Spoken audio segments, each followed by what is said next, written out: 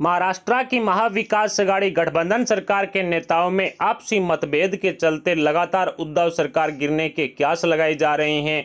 प्रधानमंत्री नरेंद्र मोदी जी से उद्धव ठाकरे की मुलाकात के बाद शिवसेना की घर वापसी हेतु भी संकेत मिलने शुरू हो चुके हैं। शिवसेना की बीजेपी नेताओं से बढ़ती नजदीकियों के दौरान एनसीपी और कांग्रेस के नेताओं ने कुछ बड़े कदम उठाते हुए उद्धव ठाकरे और शिवसेना के खिलाफ बयानबाजी शुरू की, तो उद्धव ठाकरे के तोते संजय राउत ने एनसीपी और कांग्रेस को करारा जवाब दिया है, जिसके बाद एनसीपी सुप्रीमो शरद पवार और राहुल गांधी की मिट्टी पलेत होती हुई साफ साफ दिखाई दे रही है। एनसीपी सुप्रीमो शरद पवार कांग्रेस को दरकिनार कर मोदी सरकार के खिलाफ तीसरा फ्रंट बनाने की कोशिश कर रहे हैं। कांग्रेस के अलावा अन्य सभी विपक्षी पार्टियों को एकत्रित कर खुद शरद पवार प्रधानमंत्री पद के उम्मीदवार बनना चाहते हैं, लेकिन विपक्षी पार्टियों की दिल्ली में हुई इस बैठक में शिवसेना को शामिल नहीं करने से उद्धव ठाकरे एनसीपी सुप्रीमो शरद पवार से खासा नाराज हुए और इस बैठक में शिवसेना को निमंत्रण नहीं मिलने के कारण हुई बेइज्जती को ध्यान में रखते हुए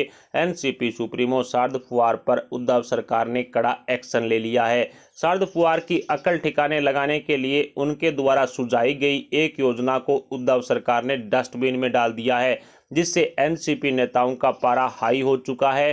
दरअसल शरद पवार ने टाटा कैंसर हॉस्पिटल मुंबई में दूसरे राज्यों से आने वाले या फिर दूर दराज से आने वाले गरीब परिवारों के लिए एक योजना का सुझाव दिया था, जिसमें 100 फ्लैट ऐसे बनाए जाने थे जहां पर गरीब परिवारों के लोग रह सके और वो वहां पर रह करके टाटा कैंसर हॉस्पिटल में अपने मरीज का इलाज करवा सके, महंगे होटल में उनको रहना ना पड़े। इसलिए इस योजना को महाराष्ट्र में उद्धव सरकार लागू करने वाली थी, लेकिन अब अचानक से उद्धव सरकार ने एनसीपी प्रमुख शरद पवार की तरफ से सुझाई गई इस योजना को रिजेक्ट कर दिया है। इतना ही नहीं बल्कि इस योजना पर चल रहे काम की रिपोर्ट भी गृह सचिव से उद्धव ठाकरे ने मांगी है, ताकि इस योजना को लेकर हुए किसी भी तरह के घोटाले की जांच हो सके। शरद पवार द्वारा बताई गई ये बहुत अच्छी योजना है, लेकिन उद्धव ठाकरे ये साबित करना चाहते हैं कि उद्धव सरकार के बॉस शरद पवार नहीं बल्कि उद्धव ठाकरे हैं। इसलिए एनसीपी की तरफ से दिए गए सुझाव को शिवसेना ने ठुकरा दिया है।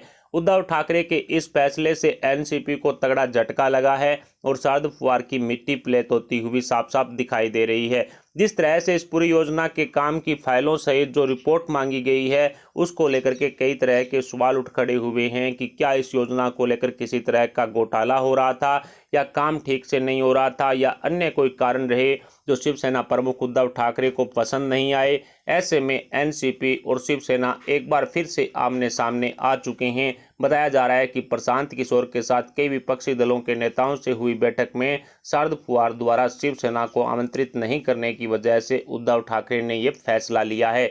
दूसरा, कांग्रेस की तरफ से भी एनसीपी को इस बैठक के मामले में करारा जवाब दिया गया है।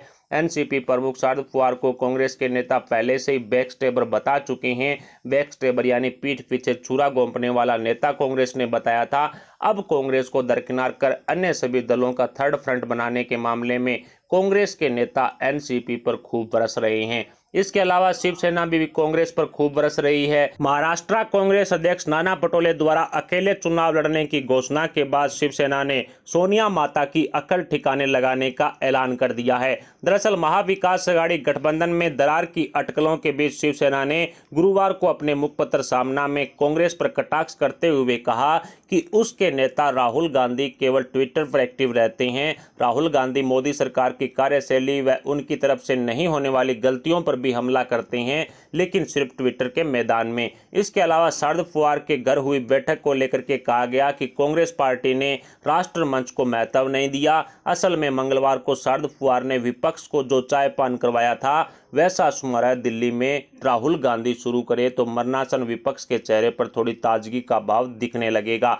यानी कि सोनिया माता को संजय राउत समझा रहे हैं कि जो काम शरद पवार कर रहे हैं वो काम राहुल गांधी को करना चाहिए और पूरे विपक्ष को एकजुट करने के लिए उनके नेताओं से संपर्क साधना चाहिए ताकि यूपीए मजबूत हो सके। उखाड़दिया वाले पत्रकार संजय राउत ने सामना में आगे लिखा है कि प्रधानमंत्री मोदी व उनकी सरकार की लोकप्रियता पहले जैसी नहीं रही है, उसमें गिरावट आई है, परंतु उस गिरावट वाली जगह पर फिलहाल विपक्ष बढ़ रहा है, फल फूल रहा है, ऐसा नजर नहीं आता। कुछ राज्यों के चुनाव में विपक्ष की जीत हुई, लेकिन उस जीत की सरसराहट भी अब ठंडी पड़ गई है। दिल्ली में डेरा डालकर बैठे और देश के समस्त विरोधी दलों से समन्वय स्थापित करे, ऐसी व्यवस्था इतने दिनों में कांग्रेस से स्थापित नहीं हो सकी है। यानी कि विपक्ष को एकजुट करने में कांग्रेस की सोनिया माता और राहुल बाबा पूरी तरह से फ्लॉप रहे हैं। आगे लिखा गया है कि शरद पवार ये सब कर सकते हैं, परंतु फिर नेतृत्व का सवाल उठाया जाएगा। कांग्रेस इस कार्य के लिए अगुवाई करे, ऐसी अपेक्षा की जाए तो कांग्रेस पार्टी खुद पिछले कई महीनों से राष्ट्रीय अध्यक्ष के बिना ही डगमगा रही है। सच कहें तो कांग्रेस जैसी प्रमुख विरोधी पार्टी को इस पूरे घटनाक्रम में समानता के साथ उतरना चाहिए। विपक्ष को एकजुट करने वाले शरद पवार के प्रयासों में राहुल गांधी जैसे कांग्रेस के प्रमुख नेता को भी शामिल होना चाहिए, तभी विरोधी दल की एकत्रित शक्ति को वास्तविक बल प्राप्त हो सकेगा। इस तरह से उखाड़ दिया वाले पत्रकार संजय राउत ने कांग्रेस को सुझाव देने के साथ साथ कांग्रेस की सारी पोल पट्टी खोल करके रख दी है और संजय राउत साफ बोल रहे हैं कि महागठबंधन का निर्माण मोदी के खिलाफ करना चाहिए। हालांकि पिछले दिनों शिवसेना नेता संजय राउत ने राहुल गांधी की तारीफ करते हुए कहा था कि वो देश के प्रमुख नेता हैं और उनसे देश को बहुत ही ज़्यादा उम्मीदें हैं। उन्होंने कहा कि राहुल गांधी का नेतृत्व उनकी पार्टी के लिए प्रखर और प्रामाणिक है। उनके मन में देश के लिए सच्ची भावना है। उनका सपना है कि देश में कांग्रेस पार्टी एक बार फिर से मजबूत बने। यानी कि ये सपना तो सपना ही रहने वाला है, इसमें कोई शक नहीं है। घोटालेबाज गांधी परिवार के खिलाफ अब हिंदुस्तान की जनता उतर चुकी है। आगे कहा है कि जिस प्रकार से गांधी परिवार को बदनाम करने की मुहिम मोदी सरकार द्वारा चलाई जा रही है, इससे ये साफ होता है कि दिल्ली के सत्ताधारी राहुल गांधी से डरते हैं। यानी कि मोदी जी राहुल गांधी से डरते हैं, भारतीय जनता पार्टी राहुल गांधी से डरती है। इस तरह की बात फागड़दू संजय राउत की तरफ से कही जा रही है। राहुल गांधी की तारीफ करने वाले संजय राउत ने गिरगिट की तरह रंग बदलते हुए कांग्रेस पर कटाक्ष करने शुरू कर दिए हैं।